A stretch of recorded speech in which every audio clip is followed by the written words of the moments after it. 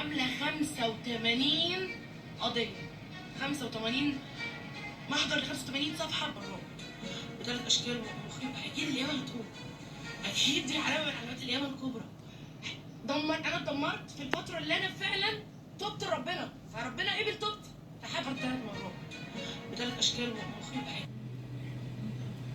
ايوه حاضر. احلى هديه، شكرا. السلام عليكم حبيبتي. هاتي لا وطي لو سمحتي، وطي انتي بس الكومنتات.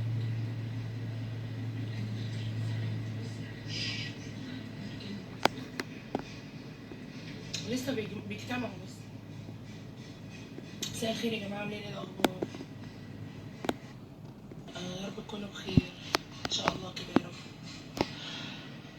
ان شاء الله انت وامثالك ان شاء الله. اعوذ بالله بجد، في ناس عندها عيني خلل نفسي قسما بالله، عايزين يتعالجوا. انا هقول كلمتين بصراحه، يعني انا كنت يعني ما كنتش ناوي اطلع تاني تمام، بس انا حسيت ان انا واجب عليا ان انا اطلع اتكلم، لان انا مش من طبعي ان انا افضل اكتم جوايا واسكت. يا رب تكوني في احسن حال. الحمد لله نورت، شكرا. بس انكم بس تجمعوا. شعري بايظ خالص، ربنا يرعاكي. شكرا يا هيرو.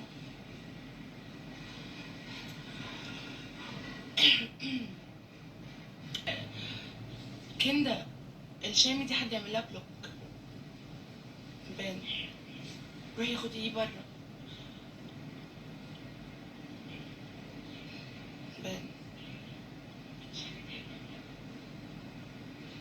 بان اخركم معايا بان بس.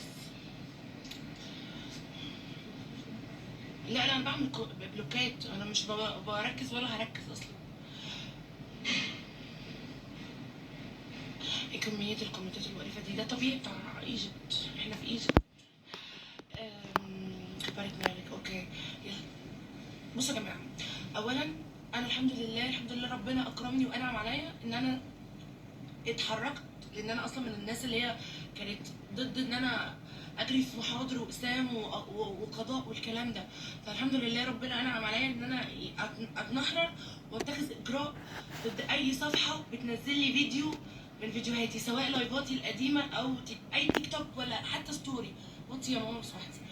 فاي بيج او اي جروب ايا كان، حتى لو اكونت عادي باسم هدير عبد الرازق غير صفحتي اللي انا طالعه عامله عليها لايف دي، اللي انا بكلمكم عليها لايف دي، اي بيج بتنزل لي بس حتى لو صوره، انا اوريدي عامله 85 قضيه، 85 محضر ل 85 صفحه لناس مختلفه، 85 قضيه تمام.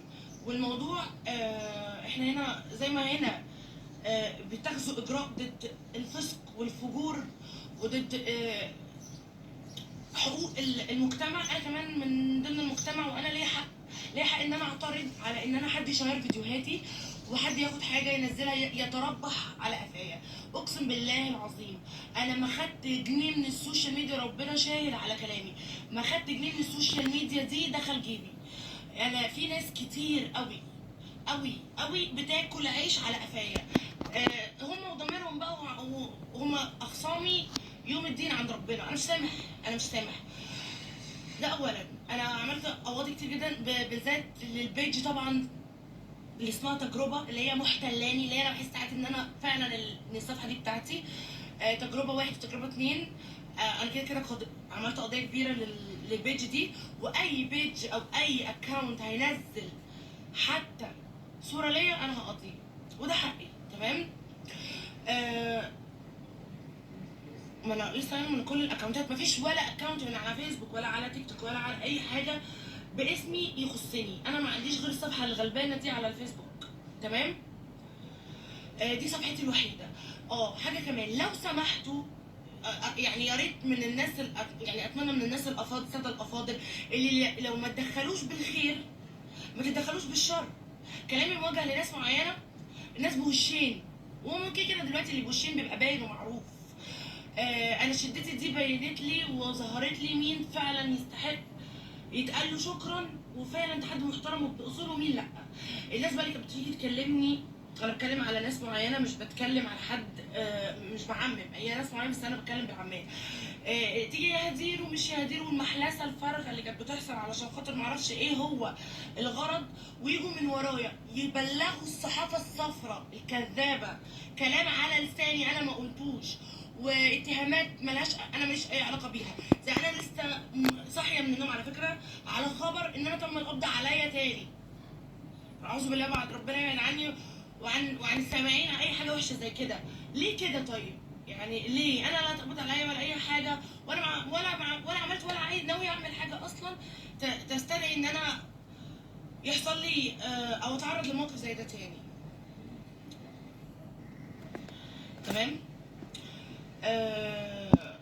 انا الفتره اللي فاتت، بصوا انا بس اوريكم حاجه، ايدي ابتدت تتشافى، عشان بس ما تفتكروش ان احنا انا سمعت ان في حد بيقول يا لواحد ده هدير انتحرت، فبدل ما تقول كلمه طيبه اتريقت عليا وقالت يعني ايه انتحرت، يعني هي وقعت من فوق المقطم ولا برج القاهره، وانا معرفش ايا كانت الطريقه الصفيقه اللي هي اتريقت بيها، يا رب يقعد ودي كل واحد على قد نيته. انا ايدي ابتدت تتشافى، وانا كنت بموت حرفيا. انا انتحرت 3 مرات ب3 اشكال مختلفه، ولا مره فيهم صابت، وكل يوم بيعدي عليا بتمنى فيه الموت، ربنا يبعد عنكم، انتوا ما تعرفوش انا كنت حاسه بايه، لحد ما استوقفني موقف من امي، ربنا يخليها لي يا رب، هي وابويا هم دول الناس اللي فعلا وقفوا جنبي، هم اللي شالوا الطين بمعنى اصح، هم دي الناس الوحيده اللي فعلا كانت في ظهري سندي، ربنا يخليهم ليا يا رب. بعتت لي كده بوست من صحفي محترم بينزل مانشيت كاتب فيه بيقارن فيه ما بيني الموقف اللي انا اتعرضت له وما بين الموقف اللي اتعرضت له دينا الرقاصه ومنى فاروق واحمد ميدو، صح؟ احمد حسام ميدو، ان يعني كل واحد فيهم كان رد فعله عامل ازاي لما اتعرض للموقف ده. وهو متخيلين ان انا اللي فوقني.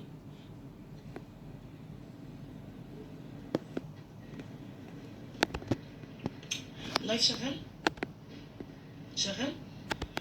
اللي فوقني من الاكتئاب بوست من حد ربنا يديله على قد نيته يا رب، معرفش بقى نيته ايه، بوست هو اللي فوقني.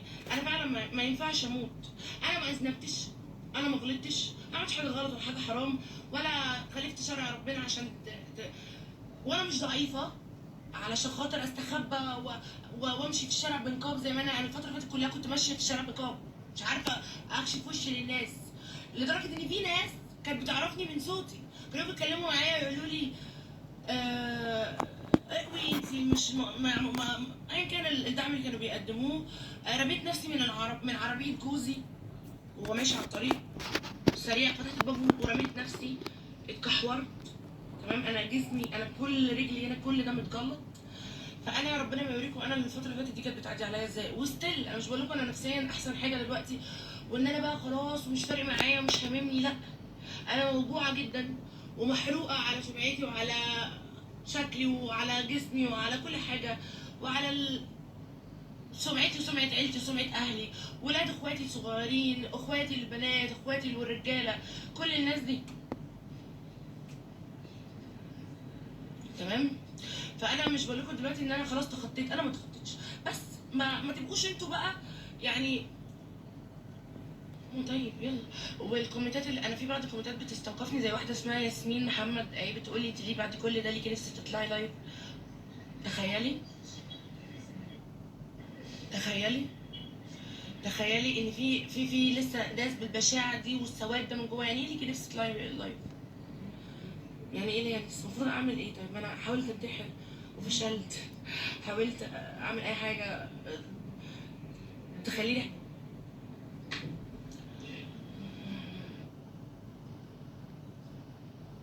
فتحت ما عنديش حد على الصفحه، محدش ماسك الصفحه، خلي اللي يشتم عادي. ما في بنات بتقول لي هو انت ليكي، واحده بتقول لي هو انت ليكي لسه تطلعي لايف بعد كل اللي حصل ده؟ عايزاني اعمل ايه طيب؟ يعني قولي على فكره انت ممكن في يوم من الايام تبقي في مكاني وبدون اي اراده منك، يعني اللي انا كنت فيه ده واللي حصل لي ده انا ما تدخلتش فيه، ما عمري ما تمنيته لنفسي ولا لحد غيري. فانت ممكن في يوم وليله بقدره قادر، انت ما تعلميش، ممكن بعد يكون اللي حصل لي ده حصل لي عشان ربنا انا عنده احسن منك، فعايز يطهرني او يرفع عني، يغفر لي ذنوبي، فابتلاني بحاجه زي كده فوق قدر ما هو، ربنا لا يحمل نفسا الا وسعها.